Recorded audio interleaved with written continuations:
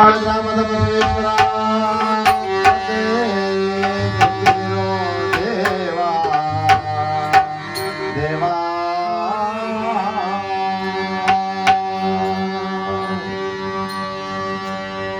ಓ ಎನ್ನುವ ಗಣಪ ಕರೆದಾಗ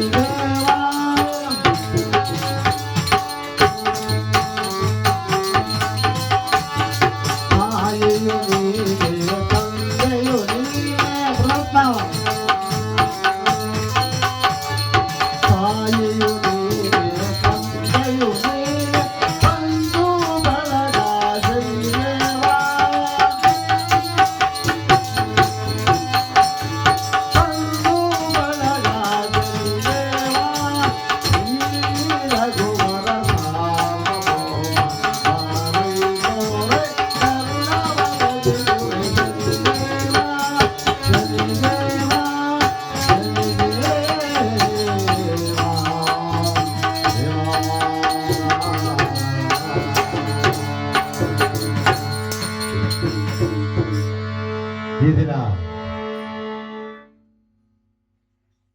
ಎಂತವರಿದು ಗ್ರಾಮ ಜೋಗಿಹಳ್ಳಿ ಗ್ರಾಮದಲ್ಲಿ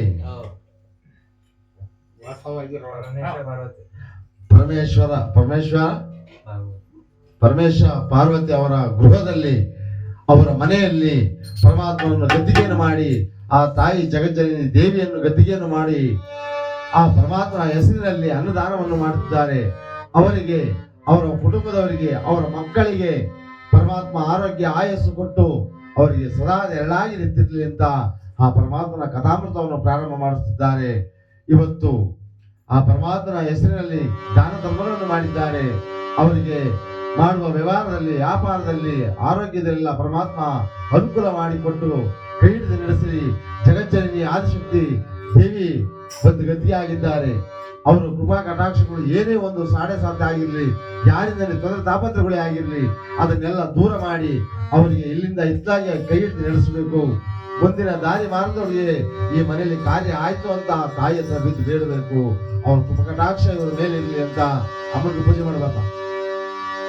ಅಮ್ಮನಿಗೆ ಪೂಜೆ ಮಾಡುವ ಅವನ ಬೆಲೆ ಕರ್ಕೊಂಡು ಕಚ್ಕೊಂಡೆ. ಆದ್ರಿಂದ ಆ ಜಗಜ್ಜನನಿ ಆದಿಶಕ್ತಿ ನನ್ನಮ್ಮ ಒಂದು ಗದ್ದಿಗೆ ಆಗಿದ್ದಾಳೆ. ಅವಳು ಬೇಡಿದಂತ ವರಗಳನ್ನು ಕೊಟ್ಟು ಏನೇ ಒಂದು ಸಂಕಷ್ಟಗಳಿದ್ದರು ಆಗಲ್ಲ ಅನ್ನೋ ನ್ಯಾಯ ಒಪ್ಪುವಳ ಅವಳಲ್ಲ. ಏನೇ ಒಂದು ಕಷ್ಟಗಳಿದ್ರು ಅದು ದೂರ ಮಾಡಿ ಮುಂದಕ್ಕೆ ಅನುಕೂಲವನ್ನು ಮಾಡಿಕೊಡ್ತಾಳೆ. ಆದ್ರಿಂದ ತಿರುಪತಿ ವೆಂಕಟೇಶ್ವರ ಸ್ವಾಮಿಯನ್ನು ಪ್ರಾರ್ಥನೆ ಮಾಡ್ತಿದ್ದೇವೆ. ಈಗ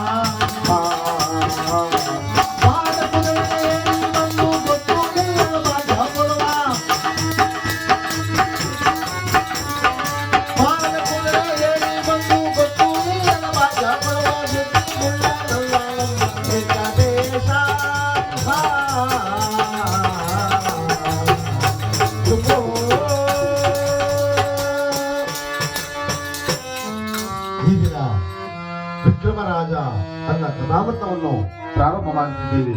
ನಮ್ಮಲ್ಲಿ ಏನಾರ ತಪ್ಪು ಲೋಹಗಳು ಕಂಡು ಬಂದರೆ ನಿಮ್ಮ ಮಕ್ಕಳನ್ನ ಯಾವ ರೀತಿಯಾಗಿ ಕ್ಷಮೆ ಮಾಡ್ತೀರೋ ಆ ರೀತಿಯಾಗಿ ನಿಮ್ಮ ಕ್ಷಮೆ ನಮ್ಮ ಮೇಲೂ ಇರಲಿ ಅಂತ ಆ ಪರಮಾತ್ಮನ ವಿಕ್ರಮರಾಜನ ಕಥಾಮೃತವನ್ನು ಪ್ರಾರಂಭ ಮಾಡ್ತಿದ್ದೀವಿ. ಉಜ್ಜಯಿನಿ ಪಟ್ಟಣದಲ್ಲಿ ಯಾವ ರೀತಿಯಾಗಿ ವಿಕ್ರಮರಾಜ ರಾಜ್ಯಭಾರವನ್ನು ಮಾಡುತ್ತಿದ್ದಾರೆ ಎಂದರೆ, ಮಂತ್ರಿಗಳೇ,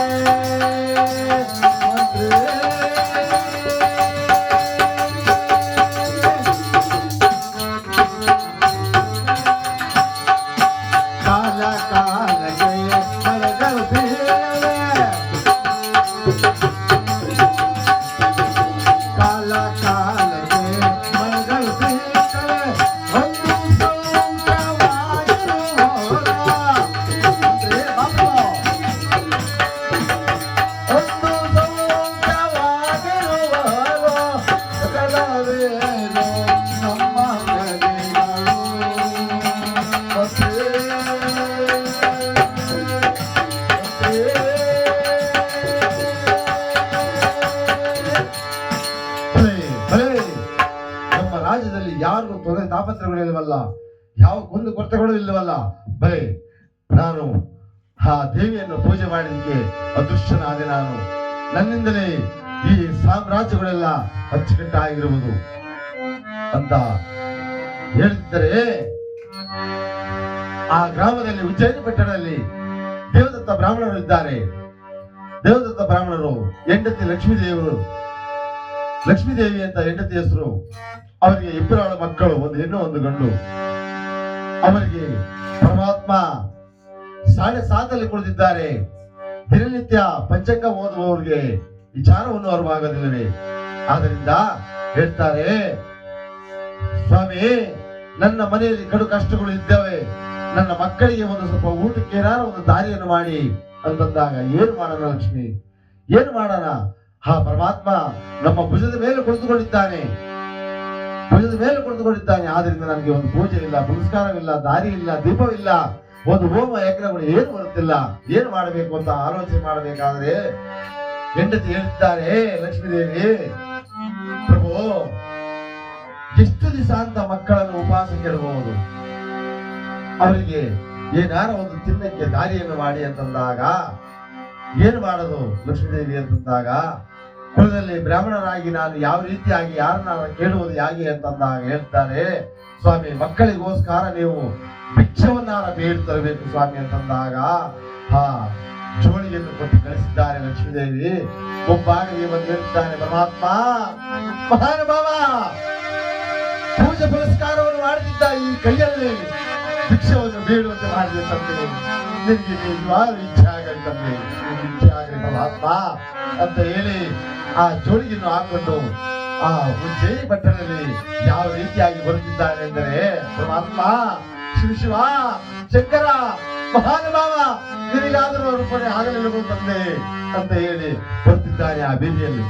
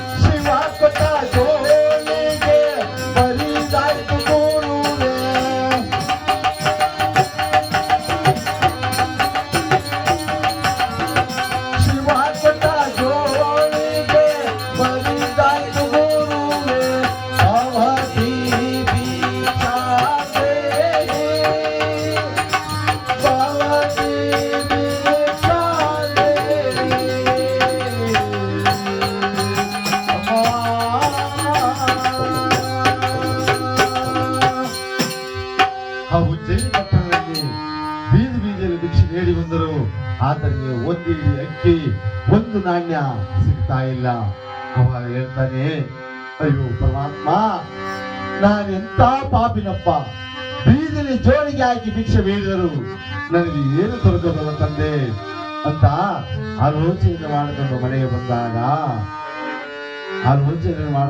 ಬಂದಾಗ ಲಕ್ಷ್ಮೀದೇವಿ ಕೇಳ್ತಾರೆ, ಏನಾಯ್ತು ಸ್ವಾಮಿ, ಏನಾಯ್ತು ಸ್ವಾಮಿ ಅಂತ ಇಲ್ಲಿ ಕೇಳುತ್ತಿದ್ದರೆ, ಇಲ್ಲಿ ಉಜ್ಜಯಿನಿ ಪಟ್ಟಣದಲ್ಲಿ ವಿಕ್ರಮ ರಾಜ ಹೇಳ್ತಾರೆ, ಯಾರು ಕೆಲವು ಜನ ಬಂದು ಯಾರಿಗೂ ನಿಜ ಹೇಳೋದಿಲ್ಲ ಅಂತ, ನಮಗೆ ಕಷ್ಟ ಇದೆ ಸಹಾಯ ಮಾಡಿ ಅಂತ ಕೇಳ್ತಾರ. ಮಹಾರಾಜರ ಹತ್ರ ಹೋಗಿ ಕೇಳಕ್ಕಾಗಲ್ಲ, ಅದಕ್ಕೆ ಬಂದು ನನ್ನನ್ನ ಕೇಳಕ್ಕಾಗಲ್ಲ ನೇರವಾಗಿ ಅಂತ ಹೇಳಿ 9 ಜನ ಗೂಢಚಾರನ ನೇಮಕ ಮಾಡಿದ್ದಾರೆ. ರಾತ್ರಿ ಹೊತ್ತು 5 ಜನ, ಹಗಲು ಹೊತ್ತು 4 ಜನ, 9 ಜನ ಗೂಢಚಾರನ ನೇಮಕ ಮಾಡಿದ್ದಾರೆ. ದಿನನಿತ್ಯ ನಡೀತಾ ಇದೆ ಈ ಕಾರ್ಯ. ಮಂತ್ರಿಗಳೆಲ್ಲ ಬಂದು ಹೇಳ್ತಾರೆ, ಮಹಾರಾಜರು ಏನಪ್ಪ ಯಾವ ರೀತಿ ಆಗಿದೆ ನಮ್ಮ ಊರಿನಲ್ಲಿ ಅಂತಂದಾಗ ಹೇಳ್ತಾರೆ, ಸ್ವಾಮಿ ಎಲ್ಲ ಅಚ್ಚುಕಟ್ಟಾಗಿರೋದು, ಯಾವ್ದ್ರಿಂದ ಮುಂದೆ ಬರದೆ ತೊಂದರೆ ತಾಪತ್ರಗಳಿಲ್ಲ ಅಂತಂದಾಗ ದಿನಗಳು ಕಳೀತಾ ಇದೆ, ತಿಂಗಳು ಕಳೀತಾ ಇದೆ, ವರ್ಷಗಳಾಗಿದೆ. ಒಂದು ದಿನ ಕುತ್ಕೊಂಡು ಆಲೋಚನೆ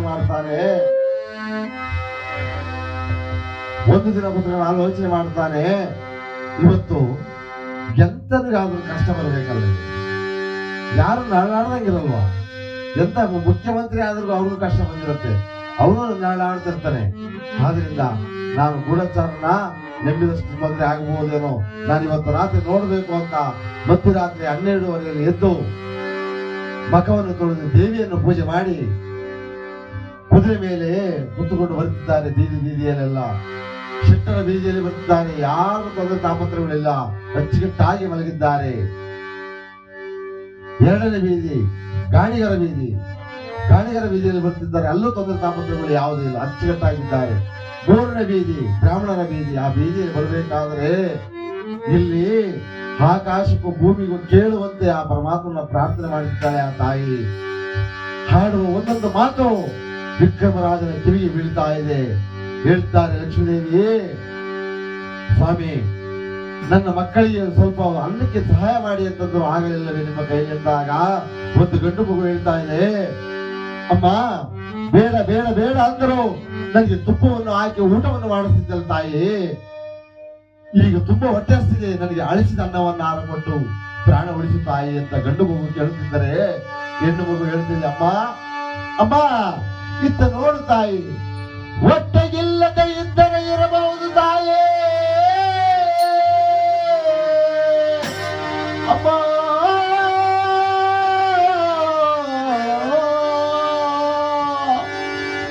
ಹೊಟ್ಟೆ ಇಲ್ಲದ್ರೆ ಬಾಳಲಾರೆ ನಮ್ಮ ಅಮ್ಮ ತಾಯೇ,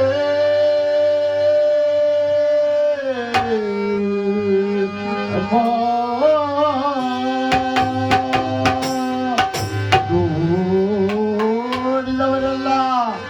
ನೋಡಿದವರೆಲ್ಲ ನಾಚಿಕೆ ಪಡುವರು ತಾಯೇ,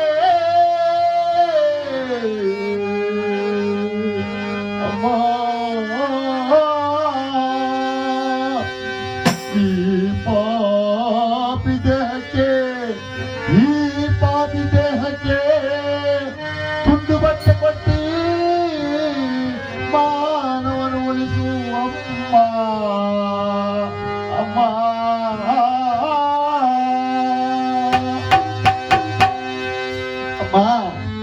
ಹೊಟ್ಟೆಗಿಲ್ಲದಿದ್ದರೂ ಬದುಕಬಹುದು ತಾಯಿ, ಮೈ ತುಂಬ ಬಟ್ಟೆ ಇಲ್ಲ ಅಂದರೆ ನೋಡಿದವರೆಲ್ಲ ನನಗೆ ಆಡುವರು ತಾಯಿ ಅಂದಾಗ ಒಂದು ದುಡ್ಡು ಬಟ್ಟೆಯನ್ನು ಕೊಟ್ಟು ನನ್ನ ಮರ್ಯಾದೆಯನ್ನು ಉಳಿಸು ತಾಯಿ ಎಂದು ಹೆಣ್ಣು ಮಗಳು ಅವಾಗ ಹೇಳ್ತಾಳೆ ಆ ತಾಯಿ, ಪರಮಾತ್ಮ ಮಹಾನುಭಾವ ಈ ಭೂಲೋಕದಲ್ಲಿ ನಮ್ಮನ್ನ ಉಳಿಸಲೇಬಾರದಾಗಿತ್ತು ತಂದೆ ಅಂತ ಆ ಗಂಡನಿಗೆ ಇಳಿದಿದ್ದಾಳೆ. ಬಡವರಾಗಬಾರದು ಗಂಡ್ರಿ, ಬಡವರಾಗಬಾರದು, ಬಡತನ ಬರಬಾರದು ಈ ಜಗದಿ, ಬಡತನ ಬರಬಾರದು ದೇವಾ ಶನಿದೇವಾ ದೇವಾ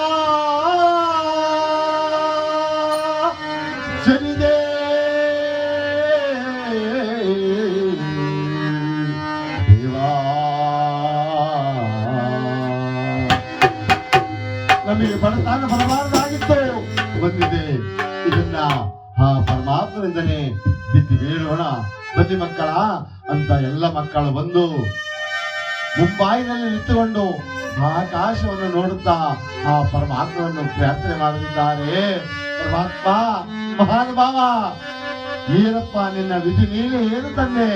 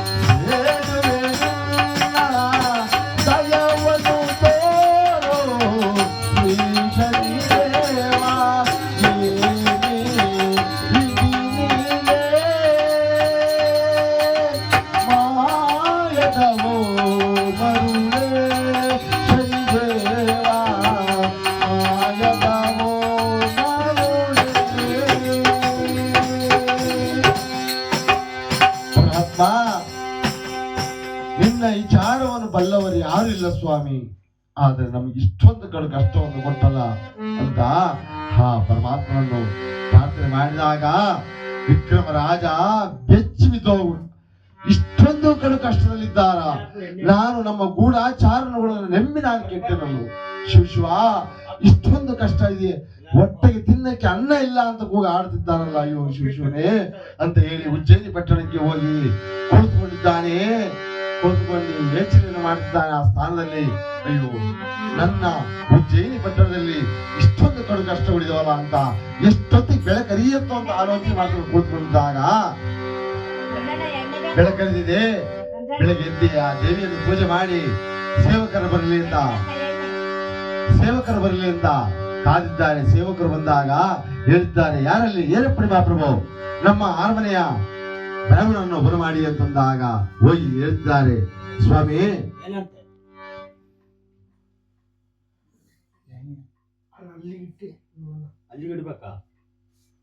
ಚೆನ್ನಾಗಿ ಬರ್ತೈತೆ ತಾಳೆ, ಏನಾಯಿಲ್ಲ.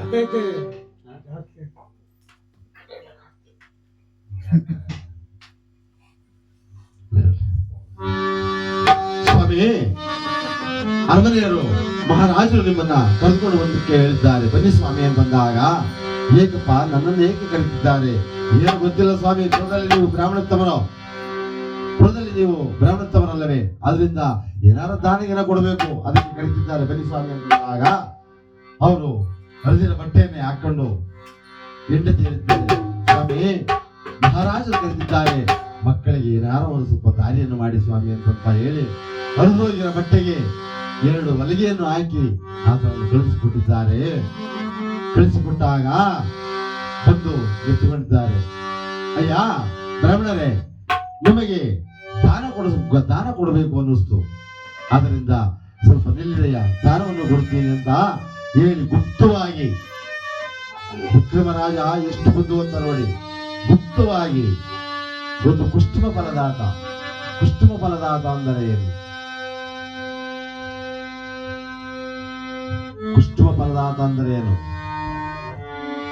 ಕುಂಬಳಕಾಯಿ. ಆ ಕುಂಬಳಕಾಯಿಯನ್ನು ತರಿಸಿ ಒಳಗಿನ ತಳ್ಳನ್ನೆಲ್ಲ ತೆಗೆದು ಅದಕ್ಕೆ ಮುತ್ತುರತ್ನಗಳೆಲ್ಲ ತುಂಬಿ ಕೆಂಪು ವಸ್ತ್ರದಲ್ಲಿ, ನೋಡ್ರಿ ನಾನು ಇಷ್ಟು ವರ್ಷ ಕತೆ ಮಾಡಿದ್ದೀನಿ, ಎಲ್ಲೂ ಸಿಕ್ಕಿರ್ಲಿಲ್ಲ ಅಂತ ಒಂದು ಭಾಗ್ಯ, ಎಲ್ಲೂ ಸಿಕ್ಕಿಲ್ಲ, ಯಾರಿಗೂ ಸಿಕ್ಕಿಲ್ಲ ನನಗೆ ತಿಳಿದ ಪ್ರಕಾರ. ಅಲ್ಲಿ ವಿಕ್ರಮರಾಜ ಮುತ್ತುರತ್ನ ತುಂಬಿಕೊಡಕ್ಕೆ ಕುಂಬಳಕಾಯಿ ತರಿಸಿ ಅದರೊಳಗೆ ತಳ್ಳನ್ನೆಲ್ಲ ತೆಗೆದು ಮುತ್ತುರತ್ನಗಳೆಲ್ಲ ತುಂಬಿ ಕೆಂಪು ವಸ್ತ್ರದಲ್ಲಿ ದಾನವಾಗಿ ಕೊಡ್ತಾರೆ. ಅದೇ ಕೆಂಪು ವಸ್ತ್ರ ಕುಂಬಳಕಾಯಿ ಮೇಲೆ ಇದೆ. ಇವತ್ತ ಸಿಕ್ಕಿಲ್ಲ, ನಾನು ಇಷ್ಟು ವರ್ಷ ಕತೆ ಮಾಡಿದ್ದೀನಿ, ಎಲ್ಲೂ ಸಿಕ್ಕಿಲ್ಲ. ಇಲ್ಲ ಬಿಳೆ ಬಟ್ಟೆ ತಂದಿರ್ತಾರೆ, ಇಲ್ಲ ಕರೆ ಬಟ್ಟೆ ತಂದಿರ್ತಾರೆ, ಇಲ್ಲ ಇವರೆಲ್ಲರೂ ಹೋಗಿರ್ತಾರಲ್ಲ ಫಂಕ್ಷನ್ಗಳಿಗೆ, ಅಲ್ಲಿಂದ ಜಾಕೆಟ್ ಪೀಸ್ ಕೊಟ್ಟಿರ್ತಾರೆ ನೋಡಿ, ಅದೇ ಜಾಕೆಟ್ ಪೀಸ್ ಕೊಡ್ತಾರೆ, ಸ್ವಾಮಿ ಹಾಕಿ ಸ್ವಾಮಿ ಅಂತ. ಆದ್ರೆ ಇವತ್ತು ನಾನು ಅವ್ರಿಗೆ ಹೇಳಿ ನಮ್ಮ ಗುರುಗಳಿಗೆ, ಇವತ್ತು ಸಾರ್ಥಕ ಆಯ್ತು ಜನ್ಮ, ಈ ಜನ್ಮ ಇವತ್ತು ಸಾರ್ಥಕ ಆಯ್ತು ಅಂತ. ಅವಾಗ ಕುಂಬಳಕಾಯಿ ತರಿಸಿ ಅದನ್ನೆಲ್ಲ ತಳ್ಳನ್ನೆಲ್ಲ ತೆಗೆದು ಕೆಂಪು ವಸ್ತ್ರದಲ್ಲಿ ಕಟ್ಟಿ ಆ ಕುಂಬಳಕಾಯಿಯನ್ನು ಎತ್ತಿ ಕೊಡುತ್ತಿದ್ದಾರೆ. ತೆಗೆದುಕೊಳ್ಳಿ ಶಿಟ್ಟರೆ, ಬ್ರಾಹ್ಮಣರೇ ತೆಗೆದುಕೊಳ್ಳಿ, ತಗೊಂಡು ಎಲ್ಲೂ ಹೋಗ್ಬೇಡಿ, ನೀವೆಲ್ಲೂ ಹೋಗ್ಬೇಡಿ, ಸೀದಾ ಮನೆಗೆ ಹೋಗಿ, ನೀವು ಸೀದಾ ಮನೆಗೆ ಹೋಗಿ ಕಡಿಬೇಕಿದನ್ನ ಅಂತ ಹೇಳಿದಾಗ ಕುಂಬಳಕಾಯಿಯನ್ನು ಕೊಟ್ಟರು. ಏನಾದ್ರು ದಕ್ಷಿಣ ಪಕ್ಷಿಣ ಕೊಡ್ಬೋದು ಇವರು ನಮ್ಮ ಮಹಾರಾಜರು ಅಂತ ಕೈ ಬಾಯಿ ನೋಡ್ತಿದ್ದಾರೆ. ನೋಡುವಾಗ ಹೇಳ್ತಾರೆ ವಿಕ್ರಮರಾಜರು, ಏನ್ ನೋಡ್ತಿದ್ದೀರಿ, ಹೋಗ್ರಿ ಸೀದಾ ಮನೆಗೆ ಹೋಗ್ರಿ, ಎಲ್ಲೂ ಹೋಗ್ಬೇಡಿ, ಒತ್ತಿ ಹೇಳ್ತಾವ್ರ ಅವರು, ಎಲ್ಲೂ ಹೋಗ್ಬೇಡಿ, ಸೀದಾ ಮನೆಗೆ ಹೋಗಿ, ಇವರು ಕಷ್ಟಗಳು ಇವತ್ತಿಗೆ ದೂರ ಆಗ್ಬಿಡ್ಬೇಕು ಅಂತ ವಿಕ್ರಮರಾಜ ಮುತ್ತುರತ್ನಗಳನ್ನು ತುಂಬಿ ಕಳಿಸಿದ್ದಾರೆ. ಕಳಿಸಿದಾಗ ಮುಂಬಾಯಿಗೆ ಬಂದು ನಿಂತುಕೊಂಡು ಹೇಳ್ತಾರೆ, ಬ್ರಾಹ್ಮಣರು, ಪರಮಾತ್ಮ ನನ್ನ ಮನೆಯಲ್ಲಿ ಗಡು ಕಷ್ಟಗಳು, ಬೆಂಕಿ ಹಚ್ಚೋಣ ಅಂದ್ರೆ ಒಂದು ಗಟ್ಟಿಗೆ ಸೌದೆ ಇಲ್ಲ, ಈ ಕುಂಬಳಕಾಯಿ ತಗೊಂಡೋಗಿ ಬೇಸರ ಅಂದ್ರೆ ಒಂದು ಇಡೀ ಒಪ್ಪಿಲ್ಲ, ಈ ಕುಂಬಳಕಾಯಿ ನಾನು ತಗೊಂಡೋದರೆ ನನ್ನ ಹೆಂಡತಿ ಮಕ್ಕಳು ಎಷ್ಟು ಕೇಳಿ ಮಾಡ್ತಾರೋ ಏನೋ, ಇದನ್ನ ಯಾರಿಗಾದರ ಮಾರಿ ನನ್ನ ಮಕ್ಕಳಿಗೆ ಏನಾರ ಒಂದು ದಾರಿ ಮಾಡಬೇಕು ಅಂತ ಆ ಶೆಟ್ಟರ ಬೀದಿಯಲ್ಲಿ ಬರುತ್ತಿದ್ದಾರೆ.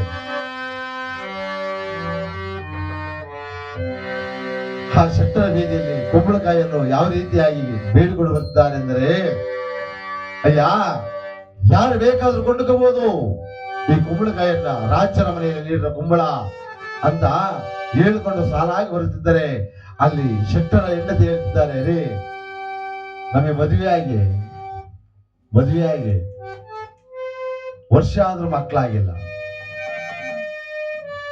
ಈಗ ನನಗೆ ಏನೋ ಪರಮಾತ್ಮನ ದಯದಿಂದ 3 ತಿಂಗಳಾಗಿದೆ. ಬೈಕೆ ಆಗ್ಬಿಟ್ಟಿದೆ, ನನಗೆ ಬೈಕೆ ಆಗ್ಬಿಟ್ಟೈತೆ. ನನಗೆ ಕುಂಬಳಕಾಯಿ ಬೇಕಂದ್ರೆ ಕೆಲವು ಹಳ್ಳಿಲಿ ಹಂಗಾಗತ್ತೆ, ಹೌದಲ್ಲ? ಕೆಲವು ಹಳ್ಳಿಲಿ ಹಂಗಾಗತ್ತೆ, ಏನೇನೋ ಬೈಕೆ ಆಗತ್ತೆ ಅವ್ರಿಗೆ. ಕೆಲವರಿಗೆ ಕುಂಬಳಕಾಯಿ ತಿನ್ನ ಬೈಕೆ ಆಗತ್ತೆ, ಕೆಲವರಿಗೆ ಊರಿಂದ ಇರೋ ಕೆರೆಯಲ್ಲಿ ಮಣ್ಣು ತಿನ್ನಂಗಾಗತ್ತೆ.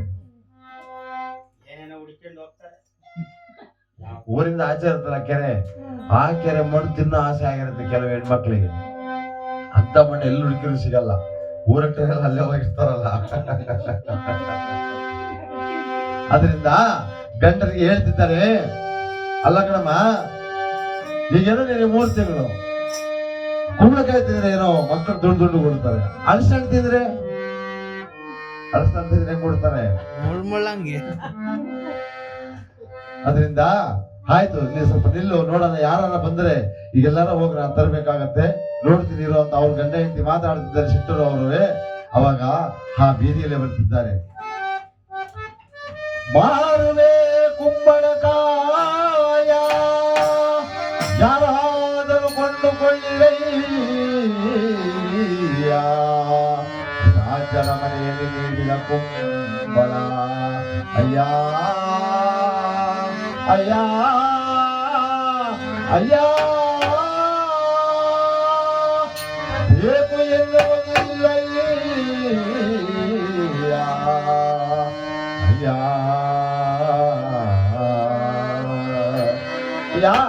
ರಾಜ್ಯರ ಮನೆಯಲ್ಲಿ ನೀರಿನ ಕುಂಬಳ ಯಾರು ಬೇಕಾದ್ರೂ ಕೊಂಡುಕೋಬಹುದು ಅಂತ ಆ ಬೀದಿಯಲ್ಲಿ ಬರ್ಬೇಕಾದ್ರೆ ಆ ಶೆಟ್ಟರು ಹೇಳ್ತಾರೆ, ಯಾ ಸ್ವಲ್ಪ ತಾಳಯ್ಯ, ಕುಂಬಳಕಾಯಿ ಕೊಡ್ತೀಯಾ? ಹೌದು ಸ್ವಾಮಿ ಕೊಡ್ತೀನಿ. ಎಷ್ಟು ಅದ್ರ ಬೆಲೆ? ಸ್ವಾಮಿ ಈ ಕಸ್ಬಿಗೆ ನಾನು ಹೊಸಬ, ನೀವು ಎಷ್ಟಾರು ಕೊಡಿ ಸ್ವಾಮಿ ಅಂತಂದಾಗ, 1 ರೂಪಾಯಿ ಬಂಗಾರದ ನಾಣ್ಯ ಕೊಡ್ತೀನಪ್ಪ ಅಂದಾಗ ಅವ್ರು ಹೇಳ್ತಾರೆ, 1 ರೂಪಾಯಿ ಬಂಗಾರದ ನಾಣ್ಯ ಕೊಡ್ತೀರ ಸ್ವಾಮಿ, ಅದಕ್ಕೆ ತೆಗೆದುಕೊಳ್ಳಿ ಸ್ವಾಮಿ, ಇದನ್ನು ತೆಗೆದುಕೊಂಡು 1 ರೂಪಾಯಿ ಬಂಗಾರದ ನಾಣ್ಯವನ್ನು ಕೊಡಿ ಅಂತಂದಾಗ ಆ ಬಂಗಾರದ ನಾಣ್ಯವನ್ನು 1 ರೂಪಾಯಿ ಕೈ ಕೊಟ್ಟಿದ್ದಾರೆ. ಕುಂಬಳಕಾಯಿ ಕುಂಬಳಕಾಯಿಯನ್ನು ಇಸ್ಕೊಂಡಿದ್ದಾರೆ. ಆ 1 ರೂಪಾಯಿ ಬಂಗಾರದ ನಾಣ್ಯನ ಮೇಲ್ಗಡೆ ಜೋಬಿಗೆ ಹಾಕೊಂಡಿದ್ದಾರೆ ಸ್ವಾಮಿ. ಯಾರು ಹಾಕೊಂಡಿದ್ದು? ಯಾರು ಹಾಕೊಂಡಿದ್ದಾರೋ? ಬ್ರಾಹ್ಮಣರು. 1 ರೂಪಾಯಿ ಬಂಗಾರದ ನಾಣ್ಯ ಯಾಕೆ ಹಾಕೊಂಡವ್ರೆ? ಕೈ ಇಲ್ಲೇ ಐತೆ, ಕೈ ತೆಗ್ದಿಲ್ಲ, ಇಲ್ಲೇ ಐತೆ ಅವ್ರದ್ದು. ಕೈ ಹಿಂಗಿಡ್ ಕಡಿಸಿದ ಬಂದು ಹೇಳ್ತಾರೆ, ಲಕ್ಷ್ಮೀದೇವಿ ಅಂದಾಗ ಸ್ವಾಮಿ ಬಂದಿರ, ಮಕ್ಕಳಿಗೆ ತಂದಿರ ಅಂತ ತಂದಿದ್ದೀನಿ ಬಾ ಅಂತಂದಾಗ ಆ ತಾಯಿ ಸೆರಗೊಂಡಿ ಕೇಳ್ತಿದ್ದಾಳೆ, ಸ್ವಾಮಿ ಇವತ್ತಿಗೆ ನನ್ನ ಮಕ್ಕಳಿಗೆ ಒಂದು ಸ್ವಲ್ಪ ಅನ್ನಕ್ಕೆ ಒಂದು ದಾರಿ ಮಾಡಿದ್ರಲ್ಲ ಅಂತ ಸೆರಗೊಡ್ಡಿ ಕೇಳ್ತಿದ್ದಾರೆ. ಬ್ರಾಹ್ಮಣರು 1 ರೂಪಾಯಿ ಬಂಗಾರದ ನಾಣ್ಯ ಹಾಕೊಂಡಿದ್ರಲ್ಲ, ಮೇಲೆ ಹಾಕೊಂಡ್ರೆ ಕೆಳಗಡೆ ಹೋಯ್ತು, ಬಿದ್ದೋಗಿತ್ತು, ಅದು ಬಿದ್ದೋಗಿದೆ. ಅಯ್ಯೋ ಶಿವ, ಇದು ನನಗೆ ದೊರಕದಂತೆ ಮಾಡಿದ್ಯಾ ತಂದೆ ಅಂದರೆ ವಿಚಾರವನ್ನು ಅರ್ಥ ಮಾಡ್ಕೊಳ್ಳಿ. ವಿಕ್ರಮರಾಜ ಮುತ್ತುರತ್ನ ತುಂಬಿದೀನಿ ಅಂತ ಹೇಳಲಿಲ್ಲ. ಶನಿವಾದಿಯವರು ಆ ಕುಂಬಳಕಾಯಿನ ಎಲ್ಲಿಗೆ ಸೇರಿಸ್ಬೇಕು ಅಂತ ಇದ್ರು ಅಲ್ಲಿಗೆ ಸೇರಿಸಿದ್ರು. ಯಾರಿಗೆ? ಶೆಟ್ರು ಮನೆ ತಾಳೋಗಿ ಸೇರಿಸಿದ್ರು. ಆ 1 ರೂಪಾಯಿ ಬಂಗಾರದ ನಾಣ್ಯನು ತಿನ್ನಕ್ ಬಿಡ್ಲಿಲ್ಲ. 7.5 ಗೊತ್ತಾರೆ ಇವರು. ಆ 1 ರೂಪಾಯಿ ಬಂಗಾರದ ನಾಣ್ಯನು ತಿನ್ನಕ್ ಬಿಡ್ಲಿಲ್ಲ. ಅಂತವರಿವರು ಇವ್ರನ್ನ ಬಲವಾಗಿ ನಂಬಿ ಭಕ್ತಿಯಿಂದ ಪೂಜೆ ಮಾಡಿ ಸ್ಮರಣೆ ಮಾಡಿ ಜ್ಞಾನ ಮಾಡಿದ್ರೆ ಮಾತ್ರ ಇವರಿಂದ ಮುಕ್ತಿ ಪಡೆಯಕ್ಕೆ ಸಾಧ್ಯ. ದೂರಕ್ಕೆ ಯಾಕೆ ಹೋಗ್ತೀರ? ನನ್ನೇ ಊರಿಗೆ ತೋರಿಸಿದ್ರು. 5 ವರ್ಷ ಬಂದಿರಲಿಲ್ಲ ನಾನು ಬೇರೆಯವ್ರಿಗೆ. ನಾನು ಸ್ವಲ್ಪ ತಿರ್ಗೋಗ್ಬೋದು ಅಂತ ನಂದು ಏನೋ ಬೈದೆ, ಕೂತ್ಕೊಂಡೆ ಉಗಿದು ಓಡಿಸಿದ್ ಬಡಿ ನನ್ನ ಮಗ ನೀನು ಸರಿಯಿಲ್ಲ, ನೀನು ಇಲ್ಲಿರ್ಬೇಡ ಅಂತ. ಹಂಗೆ ನೆಂಬಿದ್ರೆ ಭಗವಂತ, ನೆಮ್ಮಲಿಲ್ಲ ನಾನು ಅನ್ನೋ ಅಹಂಭಾವ ಬಂತು ಅಂದ್ರೆ ಅವನ ತಲೆ ಮೇಲೆ ಕಾಲಿಡಿಸಿ ಹೊಡಿತಿರೋದೆ, ಪಾತಾಳಕ್ಕೆ ಹೋದ ಅಂತಾನೆ ಅವನು. ಜನರು ನೆಂಬಿದರೆ ಯಾರು ಕೈ ಹಿಡಿಯಲ್ಲ. ನನಗ್ ಬಂದಿರೋ ಬುದ್ಧಿ ಇದೆಯಲ್ಲ, ಜನರು ನೆಂಬಿದ್ರೆ ಯಾರು ಕೈ ಹಿಡಿಯಲ್ಲ. ಭಗವಂತ ಕೈ ಹಿಡ್ದ ಅಂತಂದ್ರೆ ಕೈ ಬಿಡಲ್ಲ, ತಗೊಂಡು ಎಲ್ಲೋ ಕೂರಿಸ್ತಾನೆ. ಜನರು ನೆಂಬ್ಕೊಂಡು ಹೋದ್ರೆ ನೀನ್ ತಗೊಂಡ ರೋಡ ನಿಲ್ಲಿಸ್ತಾರೆ. ಅದರಿಂದ ಪರಮಾತ್ಮನನ್ನು ಮರೆಯಿಟ್ಟು ಕೇಳಬೇಕು. ಇಲ್ಲಿ ವಿಕ್ರಮರಾಜ ಯೋಚನೆ ಮಾಡ್ತಿದ್ದಾನೆ, ಶೆಟ್ಟರ ಕಷ್ಟ ದೂರ ಆಯಿತು, ಈಗ ಮುತ್ತುರತ್ತುಗಳೆಲ್ಲ ಸಿಕ್ಕಿರ್ತಾವೆ, ಅದನ್ನ ಮಾರಿ ಅವರು ಜೀವನ ಮಾಡ್ತಿರ್ತಾರೆ ಅಂತ ಆಲೋಚನೆ ಮಾಡ್ಕೊಂಡು ಅರಮನೆಯಲ್ಲಿ ಕೂತ್ಕೊಂಡಿದ್ದಾನೆ. ಇಲ್ಲಿ ಪರಮಾತ್ಮ ಈ ಕಡು ಕಷ್ಟರನ್ನು ದುಃಖಿಸಿರುವ ಪರಮಾತ್ಮನನ್ನ ಅಂತ ಇಲ್ಲಿ ಬ್ರಾಹ್ಮಣರು ಬೇಡುತ್ತಿದ್ದರೆ, ಅವತ್ತು ದಿನ ಕಳೆದಿದೆ, ನೀರು ಕುಡಿದು ಜೀವನ ಮಾಡಬೇಕಾದ್ರೆ ಬೆಳಿಗ್ಗೆ ಎದ್ದು ಹೇಳ್ತಾನೆ, ಯಾರಲ್ಲಿ ಏನಪ್ಪಡಿ ಮಹಾಪ್ರಭು, ಹೋಗಿ ಅವರನ್ನು ಕರೆದುಕೊಂಡು ಬನ್ನಿ ಅಂತಂದಾಗ ಹೋಗಿ ಬ್ರಾಹ್ಮಣರು ಕರ್ಕೊಂಡ್ಬಂದಿದ್ದಾರೆ. ಕರ್ಕೊಂಡ್ಬರ್ಬೇಕಾದ್ರೆ ಹೇಳ್ತಾರೆ, ಅಲ್ಲ ಗುರುಗಳೇ, ಬರೀ ನಿಮ್ಮನ್ನೇ ಕರ್ಕೊಂಡು ಹೋಗ್ತಾರಲ್ಲ ಇವರು, ನಿಮ್ಮನ್ನೇ ಕರೀತಾರಲ್ಲ, ನಾವೇನ್ ಮನುಷ್ಯರ ತರ ಕಾಣಲ್ವಾ? ವಿಕ್ರಮರಾಜರಿಗೆ ಮಹಾರಾಜರಿಗೆ ನಾವೇನ್ ಮನುಷ್ಯರ ತರ ಕಾಣಲ್ವೇ? ನಮಗೂ ಏನೋ ಕೊಡ್ಬೋದಪ್ಪ ದಾನಪಾನ ಅಂತ ಅಂದಾಗ, ಆ ರೀತಿಯಾಗಿರೋದಿಲ್ಲಪ್ಪ, ಏನೋ ಬೇರೆ ವಿಚಾರಕ್ಕೆ ಇರಬೇಕು, ಬನ್ನಿ ಅಂತಂದ. ಬಂದು ಕೇಳ್ತಿದ್ದಾರೆ, ಶೆಟ್ಟರೇ, ಬ್ರಾಹ್ಮಣರೇ, ಯಾವ ರೀತಿಯಾಗಿತ್ತು ನಾನು ಕೊಟ್ಟ ಕುಂಬಳ? ಬಹಳ ಸಿಹಿ ಆಯ್ತಾ?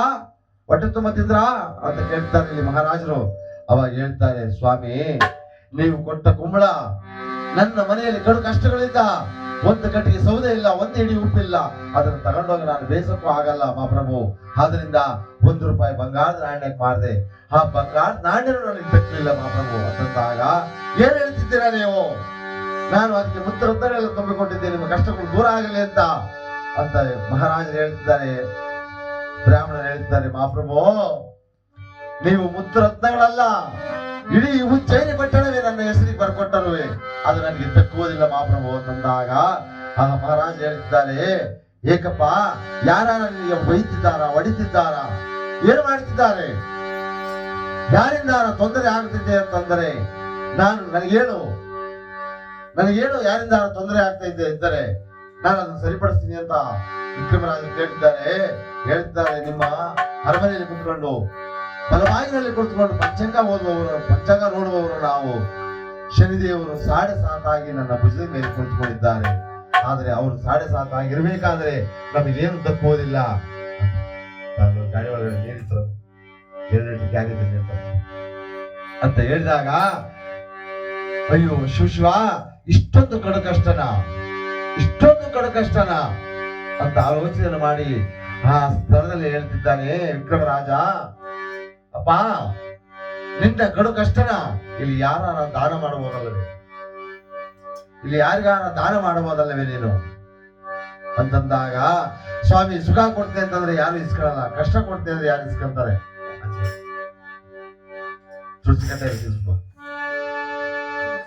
ಸುಖ ಕೊಡ್ತೇನೆ ಯಾರು ಇಸ್ಕೊಳ್ಳಲ್ಲ, ಕಷ್ಟ ಕೊಡ್ತೇನೆ ಯಾರು ಇಸ್ಕೊಂತಾರೆ ಯಾರ ಅಂದಾಗ ಹೇಳ್ತಾರೆ, ವಿಕ್ರಮ, ಇದು ಮಹಾರಾಜನ ಆಜ್ಞೆ, ನಿನ್ನ ಕಡು ಕಷ್ಟಗಳು ನನಗೆ ದಾರಿ ಅರ್ದು ಕೊಡಬೇಕು ಅಂತಂದಾಗ, ಸ್ವಾಮಿ, ಬೇಡ, ಬಂದಿರುವ ಕಷ್ಟಗಳು ನನ್ನ ಹೆಂಡತಿ ಮಕ್ಕಳಿಗೆ ಆಗಿರುತ್ತೋ ಹೊರತು ನಿಮಗಾಗದು ಬೇಡ.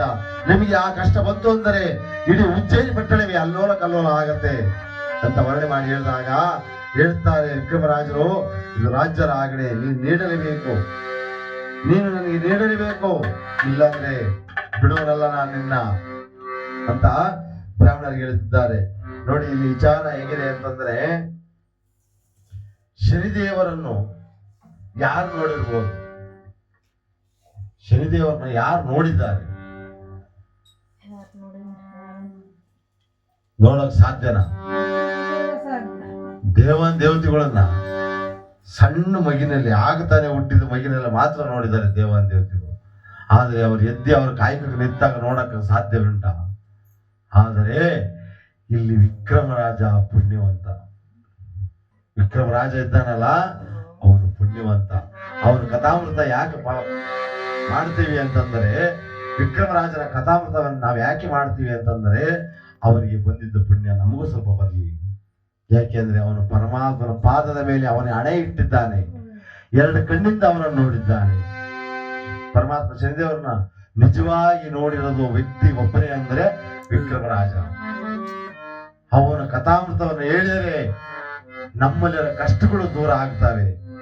ಹೇಳಿದವ್ರಿಗೂ ಹೇಳಿಸಿದವ್ರಿಗೂ, ವರದಿಕ್ಕಲ್ಲಿ ಕುತ್ಕೊಂಡು ಕೇಳ ಅಂತವ್ರಿಗೂ ಪರಮಾತ್ಮ ಒಳ್ಳೇದು ಮಾಡ್ತಾನೆ. ಅವನ ಕಥಾಮೃತವನ್ನು ಹೇಳಬೇಕಾದ ಅಸಾಧ್ಯವಾದ ಮಾತುಗಳು ಒಬ್ಬೊಬ್ಬರು ಒಂದೊಂದು ರೀತಿಯಾಗಿ ವರ್ಣನೆ ಮಾಡಿ ಹೇಳ್ತಾರೆ. ಹೇಳುವ ವಿಚಾರಗಳೇ ಬೇರೆ ಇರ್ತಾವ ಅದರಲ್ಲಿ. ಆದ್ರಿಂದ ಆ ವಿಕ್ರಮರಾಜ ಹೇಳ್ತಾನೆ, ಇದು ಮಹಾರಾಜರ ಆಜ್ಞೆ, ನೀನು ನೀಡಲೇಬೇಕು ನಿನ್ನ ಕಡು ಕಷ್ಟಗಳನ್ನು ಬಂದಾಗ. ಹೇಳ್ತಾನೆ, ಯಾರಲ್ಲಿ ಏನಪ್ಪ ಮಹಾಪ್ರಭು, ತೆಗೆದುಕೊಂಡು ಬನ್ನಿ ಎಳ್ಳು ನೀರನ್ನು ಅಂತಂದಾಗ, ಆ ಎಳ್ಳು ನೀರು ತಂದು ದೇವದತ್ತ ಬ್ರಾಹ್ಮಣರ ಕೈಯಿಂದ ವಿಕ್ರಮರಾಜನ ಕೈಗೆ ಯಾವ ರೀತಿಯಾಗಿ ದಾನವನ್ನು ಮಾಡಿದ್ದಾರೆ. ಕಷ್ಟಗಳು ಅಂದರೆ ಕೊಡುವೆನು ನನ್ನ ಕಡು ಕಷ್ಟಗಳ, ಕೊಡುವೆನು ನನ್ನ ಕಡು ಕಷ್ಟಗಳ ವಿಕ್ರಮರಾಜನಿಗೆ ದೇವಾ. ಚಂದ್ರನ ಪಾದದಾಣೆ, ಸೂರ್ಯಚಂದ್ರನ ಪಾದದಾಣೆ, ಕೊಡುವೆನು ಈ ಕಷ್ಟವಾ ಅಯ್ಯ.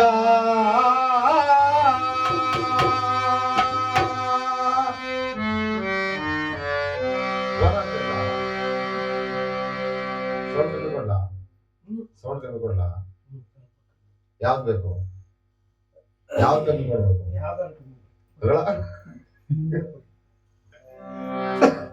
ನಂದೇ ಕೊಡ್ಗಳ ಅಲ್ಲಿ ಮೂಲಿಗೆ ಇಡ್ಬೇಕಂತಿದ ನೋಡಿ. ಸರಿಯಾಗಿ ಬರಕ್ಲ ಸೌಂಡ್ ಬರ್ತಿಲ್ಲ ಅಂತ ಏನಂತ ಸ್ವಲ್ಪ ಕಮ್ಮಿನೇ ಅಲ್ಲಿಗಿಟ್ರಿ ಮತ್ತೆ ಪಿಕ್ಚರ್ ಸರಿ ಆಗ್ತಲ್ಲ. ಅದೇ ನಂದ ಹಂಗ್ ಮಾಡಿ ಸ್ವಲ್ಪ ಕರೆಕ್ಟ್ ಆಗಿದೆ, ಯಾವ್ದು ಚೇಂಜ್ ಆಗಿಲ್ಲ ಅಂತ. ಕರೆಕ್ಟ್ ಐತೆ.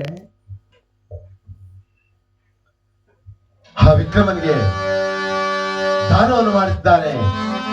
ದಾನವನ್ನು ಮಾಡಿದಾಗ ಅಲ್ಲಿ ಹೇಳ್ತಾರೆ, ಮಂತ್ರಿಗಳೇ, ಈತನಿಗೆ ದವಸ ಧಾನ್ಯವನ್ನು ವಸ್ತ್ರಗಳನ್ನು ಕೊಟ್ಟು ಕಳಿಸಿಕೊಡಿ, ಬದುಕಿನವರೆಗೂ ಬಡತನ ಈತನಿಗೆ ಬರಬಾರದು ಅಂತ ಹೇಳಿ ಒಂಟೆ ಮೇಲೆ ತುಂಬಿ ಆನೆ ಮೇಲೆ ತುಂಬಿ ಕಳಿಸಿದ್ದಾರೆ. ಕಳಿಸಿದಾಗ ಇಲ್ಲಿ ಪಂಡಿತವರಿಗೆ ಹೇಳ್ತಾರೆ, ಮಂತ್ರಿಗಳೇ, ಶನಿದೇವರಿಗೆ ಭೂಲೋಕದ ನರಮಾನವರ ಮೇಲೆ ಏಕೆ ಕೋಪ ಅಂತಂದಾಗ ಇದು ವಿಚಾರವನ್ನು ತಿಳಿಬೇಕು ಅಂತಂದರೆ ನಮ್ಮ ಅರಮನೆಯ ಪಂಡಿತವರನ್ನು ಬರಮಾಡಬೇಕು ಮಹಾಪ್ರಭು. ಪಂಡಿತವರು ಬಂದರೆ ವಿಚಾರವನ್ನು ತಿಳಿಸ್ತಾರೆ ಅಂದಾಗ ಆಗಬಹುದು, ಹೋಗಿ ಅವರನ್ನು ಕರೆದುಕೊಂಡು ಬನ್ನಿ ಅಂತಂದಾಗ ವರ್ಣನೆ ಮಾಡಿರ್ತಾರೆ. ಹೋಗಿ ಸಾಲಾಗಿ ಬರುತ್ತಿದ್ದಾರೆ ಬ್ರಾಹ್ಮಣ ಪಂಡಿತವರು, ಸಾಲಾಗಿ ಬರುತ್ತಿದ್ದಾರೆ. ಶಿವ ಇವತ್ತು ಮಹಾರಾಜರ ಮನೆಯಲ್ಲಿ ಮೃಷ್ಟಾನ್ನ ಭೋಜನ. ಇವತ್ತು ನಾವು ಸೂರ್ಯದೇವರನ್ನು ಪೂಜೆ ಮಾಡುವವರು, ಆದ್ರಿಂದ ನಾನು ಸೂರ್ಯದೇವರು. ನೀನು ಮಾತಾಡೋಣ ಮರೆಯ, ನೀವು ಯಾರು ನಮ್ಮ ಕಡೆ ಎಂತ ಹುಡುಗರು?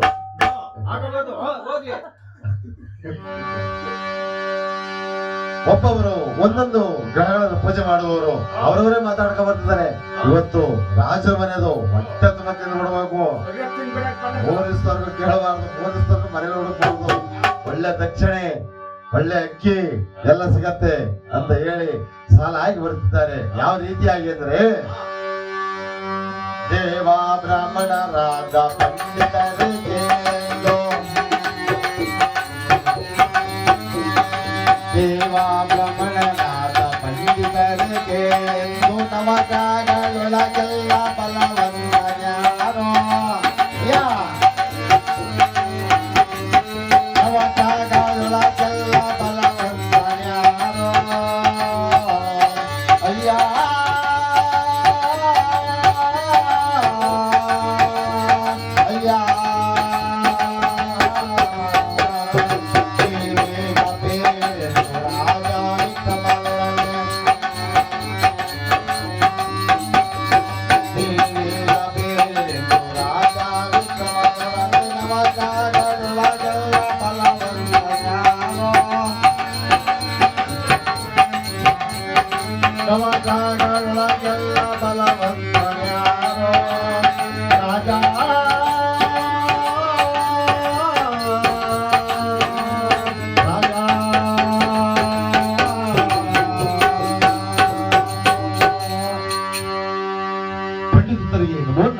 ಬನ್ನಿ ಸ್ವಾಮಿ, ನಿಮ್ಮ ಪೀಠವನ್ನು ಅಲಂಕರಿಸಿ ಎಂದಾಗ 9 ಜನ ಬಂದು ಸಾಲಾಗಿ ಕುಳಿತುಕೊಂಡಿದ್ದಾರೆ.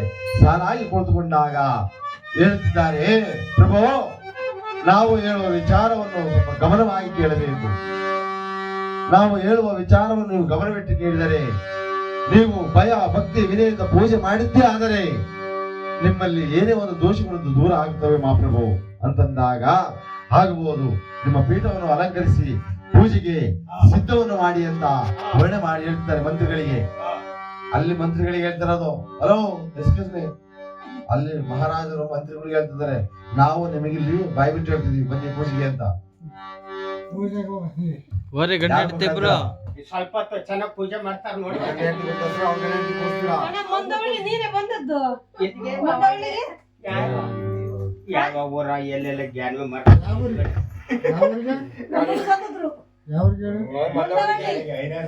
ಕಡದ ಮಂದವಳ್ಳಿ ಪ್ರಾಣಾಂತಿಕ ಎಡಿಸಿ ಹಾಕ್ಲವಯ್ಯ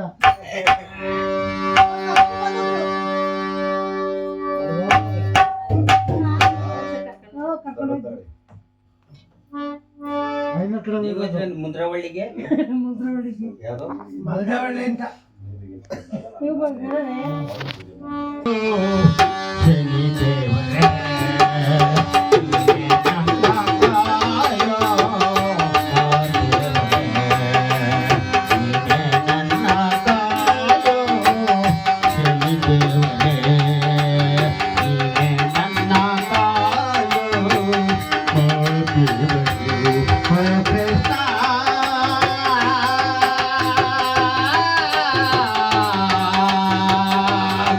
ದೇವಾ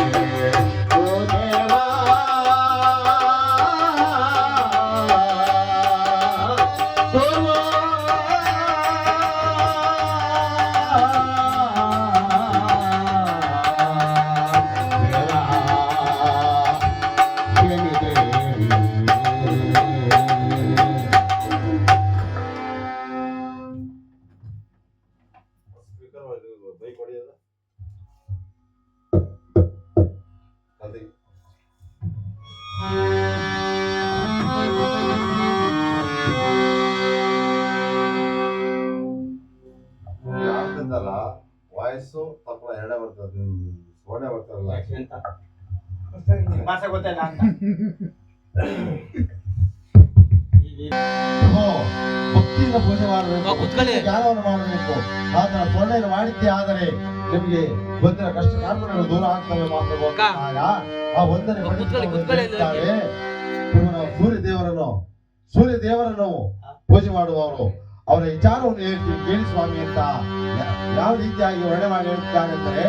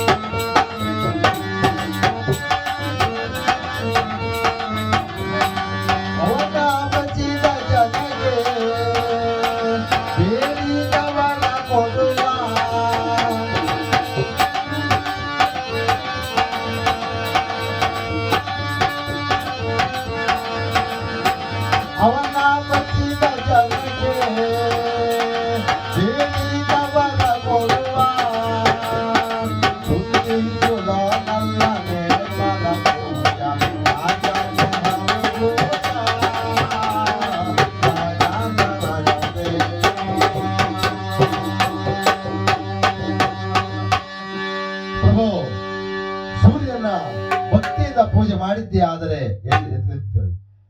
ಸೂರ್ಯನ ಭಕ್ತಿಯಿಂದ ಪೂಜೆ ಮಾಡಿದ್ದೇ ಆದರೆ ಅವರಿಗೆ ಬರಬಹುದಾದ ಕಷ್ಟ ಕಾರ್ಪಣ್ಯಗಳು ದೂರ ಆಗ್ತವೆ. ಕಜ್ಜಿ ಕುರ ಏನೇ ಒಂದಿದ್ದರೂ ನಿವಾರಣೆ ಆಗುತ್ತವೆ. ಆತನ ಧಾನ್ಯ ಗೋಧುವೆ ಎಕ್ಕದ ಪತ್ರೆ ಇಟ್ಟು ಯಾರು ಭಯ ಭಕ್ತಿಯಿಂದ ಪೂಜೆ ಮಾಡ್ತಾರೋ ಅಂತವರಿಗೆ ನೀರಾಕಿ ಕೈ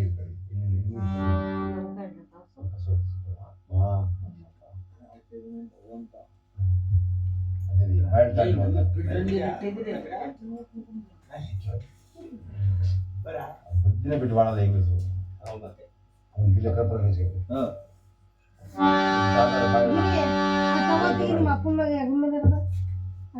ಮೂತರಣ್ಣೆ ನೈವೇದ್ಯ ಮಾಡಿದ್ದು ಧಾನ್ಯಕ್ಕೆ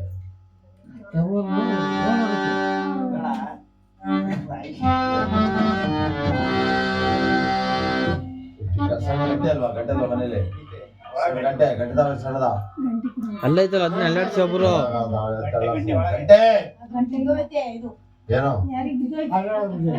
ಹಿಡ್ಕೊಂಡ್ ಅಲ್ಲಾಡ್ಸು ನೀವೇ ಅಲ್ಲೇ ಒಂದ್ 5 ನಿಮಿಷ ಇಸ್ಕ ಅಲ್ಲಾಡ್ಸೋಣ.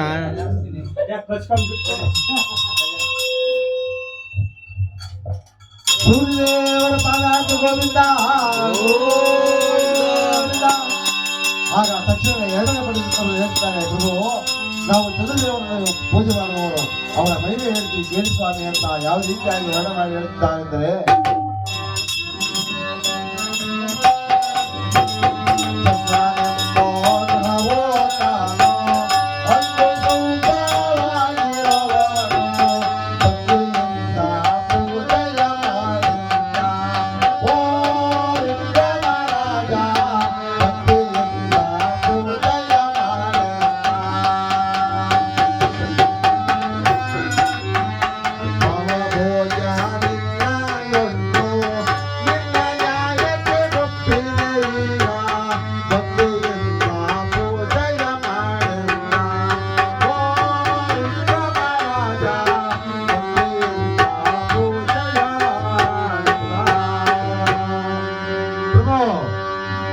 ಬರೀ ಬೆಳಕು ಬಿಸಲಿದ್ದರೆ ಸಾಲಲ್ಲ ಪ್ರಭು, ಸ್ವಲ್ಪ ಹೊತ್ತು ವಿಶ್ರಾಂತಿ ಪಡೆಯಕ್ಕೆ ತಪ್ಪಿನ ಪ್ರಿಯ ಬೇಕಲ್ಲವೇ? ಆದರೆ ಚಂದಿರ, ಆ ಚಂದಿರ ಅಂತಂದ್ರೆ ಬಹಳ ವಿಚಾರದವನು. 356 ಕೋಟಿ ಜೀವರಾಶಿಗಳಿಗೂ ಆ ಚಂದ್ರ ತಪ್ಪನ್ನು ಕೊಟ್ಟಾಗ ವಿಶ್ರಾಂತಿಯನ್ನು ಪಡಿತಾರೆ. ಆದ್ರಿಂದ ಆತನ ಧಾನ್ಯ, ಅಕ್ಕಿ, ಮುತುಕದ ಪತ್ರೆಯನ್ನು ಇಟ್ಟು ಯಾರು ಭಯ ಭಕ್ತಿ ವಿನಯದ ಪೂಜೆ ಮಾಡ್ತಾರೋ ಅಂತವರ ಮನಸ್ಸಿನಲ್ಲಿ, ಅಂತವರ ಗೃಹದಲ್ಲಿ, ಅಂತವರ ನ್ಯಾಯದಲ್ಲಿ ಬಲವಾಗಿ ನಿಂತಿದ್ದಾನೆ ಪ್ರಭು. ಅಂದಾಗ ಆಗಬಹುದು ಅವರಿಗೆ ಒಂದು ಮಹಾಮಂಗಳಾರತಿ ಆಗಲಿ. ಅವ್ರು ಹೇಳ್ತಾರೆ, ನೀವು ಬಾಳ್ತಾ ತುದಿ ಮುರ್ಕ ಚೂರ.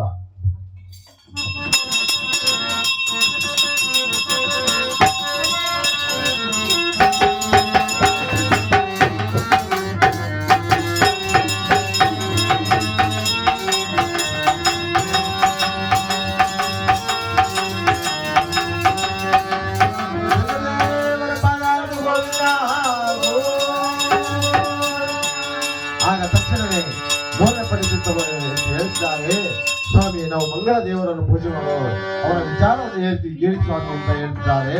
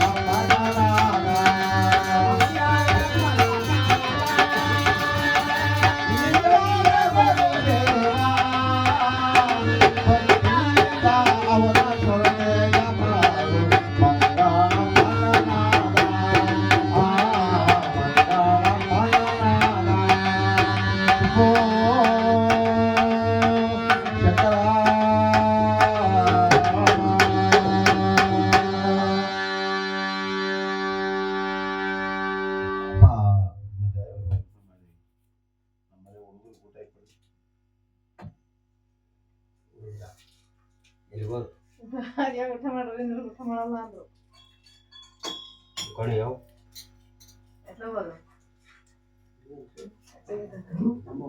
ನೀವು ಮಾಡಿಸಿ ಅಷ್ಟು ಈಗ ಮಾಡ್ತಾರೆ. ಊಟ ಮಾಡ್ರಿ. ಇಲ್ಲ ತಿನ್ನೆ. ಒಬ್ಬರು ನೆಂಪಿ ಒಬ್ರು ಜೀವನ ಮಾಡಬಾರ್ದು. ಇದೊಂದು ತಲೆಯಿರಲಿ. 2 ತಿಂಗಳು ಎಲ್ಲ ವಿಚಾರಗಳು ಒಳ್ಳೆನಾಗಿರೋಲ್ಲ.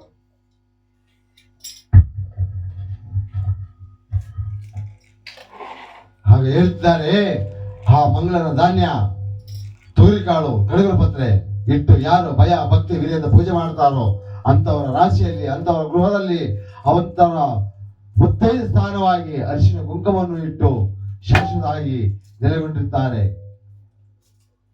ಆದ್ದರಿಂದ ಭಕ್ತಿಯಿಂದ ಪೂಜೆ ಮಾಡಬೇಕು, ಭಕ್ತಿಯಿಂದ ಜ್ಞಾನ ಮಾಡಬೇಕು. ಆತರ ಧಾನ್ಯ, ತೊಗರಿಕಾಳು, ಕಳಗಲ ಪತ್ರೆಯನ್ನು ಇಟ್ಟು ಯಾರು ಭಕ್ತಿಯಿಂದ ಪೂಜೆ ಮಾಡ್ತಾರೋ ಅಂತವರ ರಾಶಿಯಲ್ಲಿ, ಅಂತವರ ಗೃಹದಲ್ಲಿ ಪರಮಾತ್ಮ ನೆಲೆಯಾಗಿರ್ತಾನೆ. ಪಾರ್ವತಿ ಗೋವಿಂದ ಆಗ ತಕ್ಷಣವೇ ನಾಲ್ಕನೇ ಪಡೆದುಕೊಂಡು ಹೇಳ್ತಾರೆ, ಮಹಾಪ್ರಭು ನಾವು ಗುರುದೇವರನ್ನು ಪೂಜೆ ಮಾಡುವವರು, ಅವರ ವಿಚಾರವನ್ನು ಸ್ವಲ್ಪ ಕೇಳಿ ಅಂತಂದಾಗ ವರ್ಣೆ ಮಾಡಿ ಹೇಳುತ್ತಿದ್ದಾರೆ.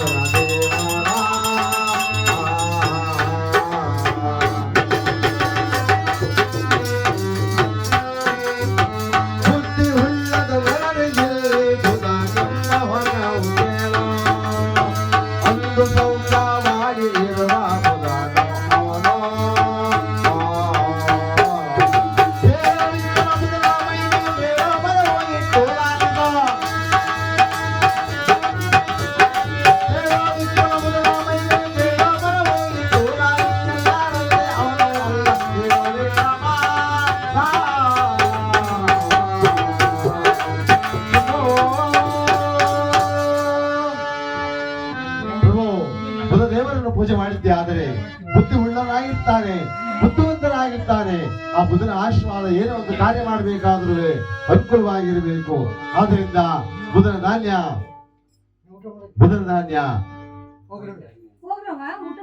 ತೊಗರಿ ಕಾಳು, ಹೆಸರು ಕಾಳು, ಇಲ್ಲ ಹಸಿರು ಕಾಳು, ಉತ್ತರಾಣಿ ಪತ್ರೆ ಇಟ್ಟು ಯಾರು ಭಯ ಭಕ್ತಿಯಿಂದ ಪೂಜೆ ಮಾಡ್ತಾರೋ ಅಂತವರ ವಿಚಾರದಲ್ಲಿ ಅನುಕೂಲವಾಗಿರ್ತಾರೆ. ಅವರಿಗೆ ಭಕ್ತಿಯಿಂದ ಪೂಜೆ ಮಾಡಬೇಕು ಅಂತ ಹೇಳಿದಾಗ ಆಗ್ಬೋದು, ಅವ್ರಿಗೊಂದು ನಾಮಂಗಳಾರತಿ ಆಗಲಿ ಅಂತ ಹೇಳ್ತಾರೆ.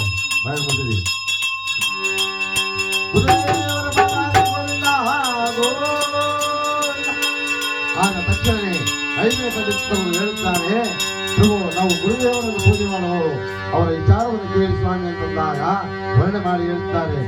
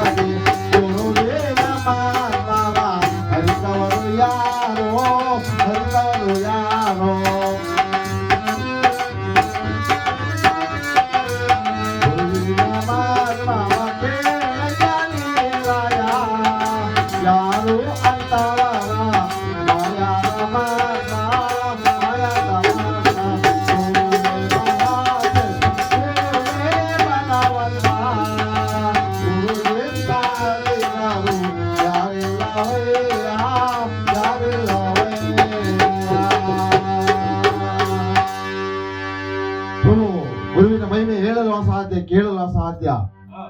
ಗುರುಗಳು ಹುಟ್ಟಿದಿಂದ ಸಾಯವರೆಗೂ ಗುರುಗಳು ಬೇಕು. ಯಾಕೆ ಬೇಕಮ್ಮ? ಗುರುಗಳು ಅಂದ್ರೆ ನರಮಾನವ ಹುಟ್ಟಿದ್ದರಿಂದ ಸಾಯವರೆಗೂ ಗುರುಗಳು ಬೇಕು.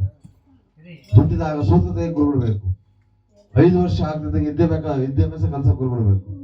25 ವರ್ಷ ಆಗ್ತಿದ್ದಂಗೆ ಮದುವೆ ಮಾಡಕ್ಕೆ ಗುರುಗಳು ಬೇಕು. 75 ವರ್ಷ ಆಗ್ತಿದ್ದಂಗೆ ಆಚೆ ಕಳ್ಸೋಕ್ಕೂ ಗುರುಗಳು ಬೇಕು. ಯಾಕೆ ಹೊಲ್ಟಾದ್ಮೇಲೆ ಸೂತ್ರ ನೀರ್ ಹಾಕ್ಬಾರ್ದು, ಮನೆ ಹಾಳಾದ ಹೋಗತ್ತ ಇದೀನಿ ಬರೋಣ ಹಿಂತಿರುಗಿ ಅಂತ.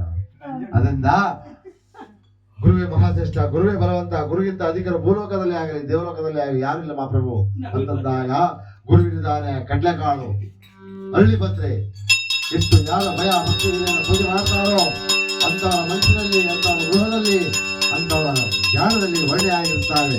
ಗುರುವಿನ ಆಶೀರ್ವಾದ ಸದಾ ಅವರ ಮೇಲೆ ಇರುತ್ತದೆ. ಆದ್ದರಿಂದ ಅವರಿಗೆ ಒಂದು ನಾಮಗಳಾಗಿ ಆಗಲಿ ಅಂತ ಹೇಳ್ತಾರೆ. ಗುರುದೇವರ ಪದಾರ್ಥ ಗೋವಿಂದ ಗೋವಿಂದಾನೆ ನಿಮ್ಮ ಸಂಕಷ್ಟಗಳು ದೂರ ಆಗ್ತಾವೆ. ಅವಾಗ ತಕ್ಷಣವೇ 7ನೇ ಪಂಡಿತರು ಅಂತ ಹೇಳ್ತಾರೆ, ಪ್ರಭು ದೇವರನ್ನು ಪೂಜೆ ಮಾಡುವವರು ಅವರ ವಿಚಾರವನ್ನು ಹೇಳ್ತೀನಿ ಕೇಳಿ ಸ್ವಾಮಿ ಅಂತ ವರ್ಣನೆ ಮಾಡಿ ಹೇಳ್ತಾರೆ. ಆ ಶುಕ್ರದೇವರನ್ನು ಯಾವ ರೀತಿಯಾಗಿ ವರ್ಣನೆ ಮಾಡುತ್ತಾರೆ ಅಂದ್ರೆ,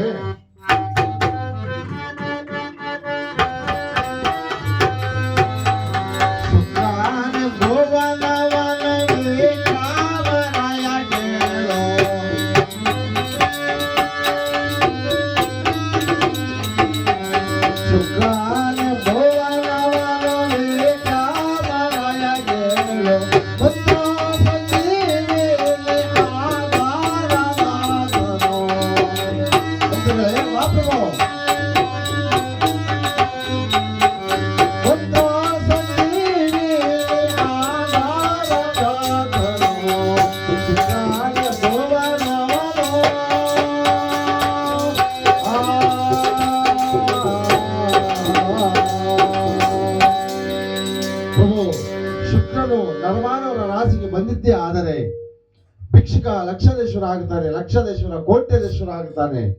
ಅವನ ಭಯ ಭಕ್ತಿ ವಿನಯದಿಂದ ಪೂಜೆ ಮಾಡಬೇಕು. ಅವನ ಧಾನ್ಯ ಅವರೆಕಾಳು ಹತ್ತಿ ಪತ್ರೆ ಇಟ್ಟು ಯಾರು ಭಕ್ತಿಯಿಂದ ಪೂಜೆ ಮಾಡ್ತಾರೋ ಅಂತವರ ರಾಶಿಯಲ್ಲಿ, ಅಂತವರ ಗೃಹದಲ್ಲಿ, ಅವರು ಮಾಡುವ ವ್ಯಾಪಾರದಲ್ಲಿ ವ್ಯವಹಾರದಲ್ಲಿ ಏರಿಯಾಗಿರ್ತಾರೆ ಅಂತ ಹೇಳಿದಾಗ ಆಗಲಿ ಅವರು ಒಂದು ಮಂಗಳಾರತಿಯನ್ನು ಆಗಲಿ ಅಂತ ಹೇಳಿ ವರ್ಣನೆ ಮಾಡುತ್ತಿದ್ದಾರೆ. ಶುಕ್ರದೇವರ ಬಾಲಾಜಿ ಗೋವಿಂದ. ಆಗ ತಕ್ಷಣ ಎದ್ದು 7 ಇಂಟರ ಪಂಡಿತವರು ಹೇಳ್ತಾರೆ, ಸ್ವಾಮಿ ನಾವು ರಾಹುಕೇತುಗಳನ್ನು ಪೂಜೆ ಮಾಡುವವರು, ಅವರ ವಿಚಾರವನ್ನು ಹೇಳ್ತೀವಿ ಕೇಳಿ ಸ್ವಾಮಿ ಅಂತ ಯಾವ ರೀತಿಯಾಗಿ ಹೇಳ್ತಿದ್ದಾರೆ ಅಂದರೆ,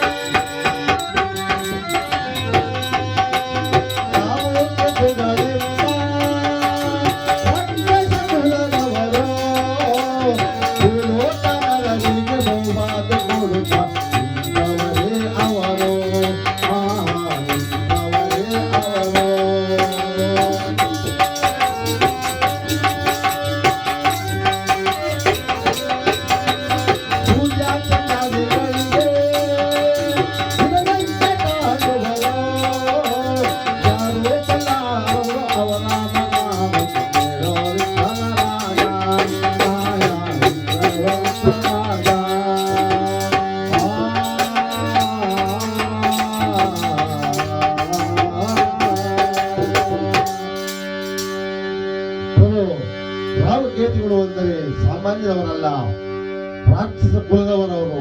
ಅವರನ್ನ ಭಯ ಭಕ್ತಿಯಿಂದ ಪೂಜೆ ಮಾಡಬೇಕು.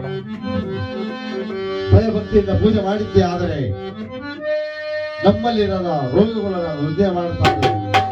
ಸೂರ್ಯ ಚಂದ್ರಾದಿಗಳಿಗೆ ಬಿಟ್ಟವರಲ್ಲ ಅವರು. ಆದ್ದರಿಂದ ಅವರಿಗೆ ಭಕ್ತಿಯಿಂದ ಪೂಜೆ ಮಾಡಬೇಕು. ರಾವಿನ ಧಾನ್ಯ, ಉದ್ದಿನಕಾಳು, ದರ್ಬೆ, ಕೇತುವಿನ ಧಾನ್ಯ, ಹುರುಳಿಕಾಳು, ಗರಿಕೆ,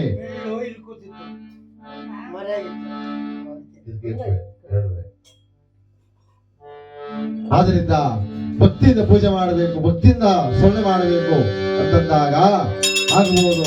ಅವ್ರದ್ದು ಒಂದು ಮಾಮಂಗಳಾರತಿ ಆಗಲಿ ಅಂತ ಅವ್ರಿಗೂ ನಿಷ್ಠೆಯಿಂದ ಪೂಜೆ ಮಾಡುತ್ತಿದ್ದಾರೆ. ರಾಹುಗೆ ಮಾಲಾತಿ ಗೋವಿಂದ.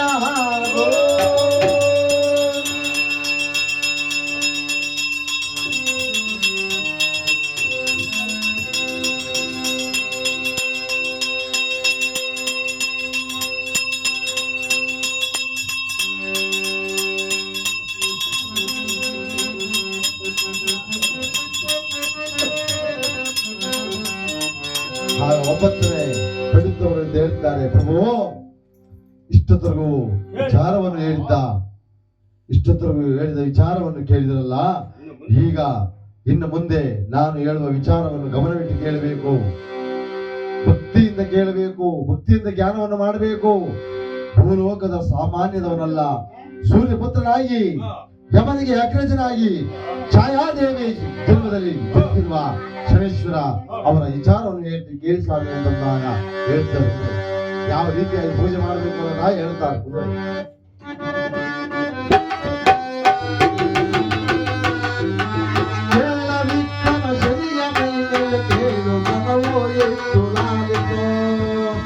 ಕಾಲ ಭೈರವ ಪೂಜೆ ಮಾಡುವ ಶನಿ ಮಹಾದೇವ,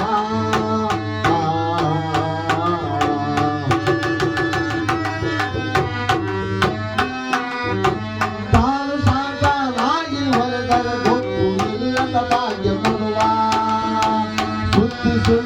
ನಾನಲ್ಲ ನಮ್ಮ ಶನಿದೇವನೋ.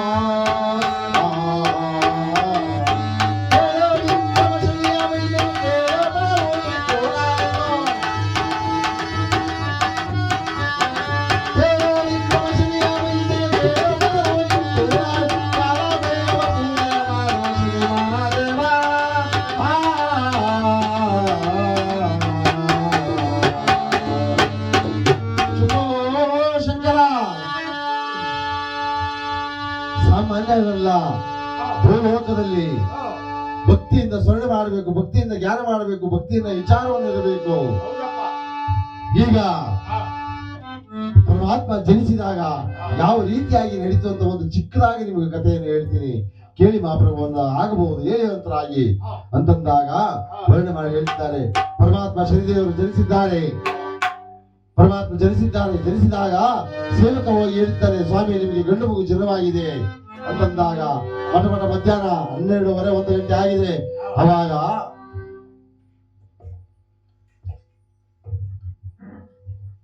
ಹೋಗಿ ಸುದ್ದಿ ಮುಟ್ಟಿದ್ದಂತೆ ಸೂರ್ಯದೇವರಿಗೆ ರಥವನ್ನು ಏರಿ ಬರುತ್ತಿದ್ದಾರೆ.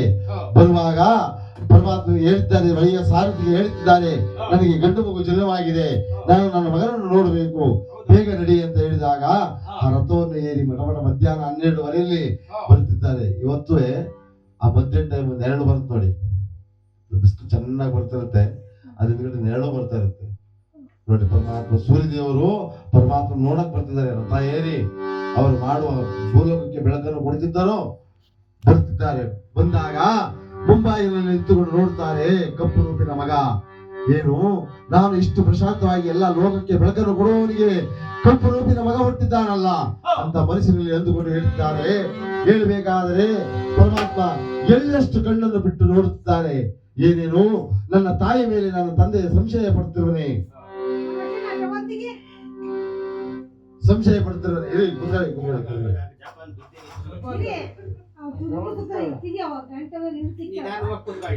ಸಂಶಯ ಪಡ್ತಿದ್ದೆ ನಮ್ಮ ತಂದೆ ಅಂತ ಎಳ್ಳಷ್ಟು ಕಣ್ಣನ್ನು ಬಿಟ್ಟು ನೋಡುತ್ತಿದ್ದಂತೆ ಸೂರ್ಯದೇವರಿಗೆ ಕುಷ್ಠ ರೋಗ ಪ್ರಾರ್ಥನೆ ಆಗಿದೆ. ಹೊಡೆದಿದ್ದ ಸಾರಥಿಗೆ ಕಾಲು ಎಳವಾಗಿದ್ದಾವೆ, ಕುದುರೆಗಳಿಗೆ ನೇತ್ರಗಳೇ ಹೋಗಿದ್ದಾವೆ. ಅಯ್ಯೋ ಶಿವ ಅಂತ ಆಲೋಚನೆ ಮಾಡೋದ್ರೊಳಗಾಗಿ ಭೂಲೋಕ ದೇವಲೋಕ ಎಲ್ಲ ಕಗ್ಗತ್ತಲೆ ಆಗೋಗಿದೆ. ಕಗ್ಗತ್ತಲೆ ಆದಾಗ ಹೇಳ್ತಾರೆ, ದೇವತೆಗಳೆಲ್ಲ ಒಂದು ಸಭೆಯನ್ನು ಸೇರಿ ಆಲೋಚನೆ ಮಾಡ್ತಾರೆ, ಏನಾಯ್ತು ದೇವಲೋಕದಲ್ಲಿ, ಸೂರ್ಯ ಲೋಕದಲ್ಲಿ ಏನಾಯ್ತು ಅಂತ ಎಲ್ಲ ಒಂದು ಸಭೆಯಲ್ಲಿ ಸೇರಿ ಮಾತಾಡಬೇಕಾದ್ರೆ 356 ದೇಶವನ್ನು ಅಲ್ದಾಡಿಕೊಂಡು ನಾರದ ಬರಿಗಳು ಬರುತ್ತಾರೆ. ನಾರಾಯಣ ನಾರಾಯಣ ನಾರಾಯಣ ನಾರಾಯಣ ಶಂಭೋ ಶಂಕರ ಶಂಭೋ ನಾರಾಯಣ ನಾರಾಯಣ.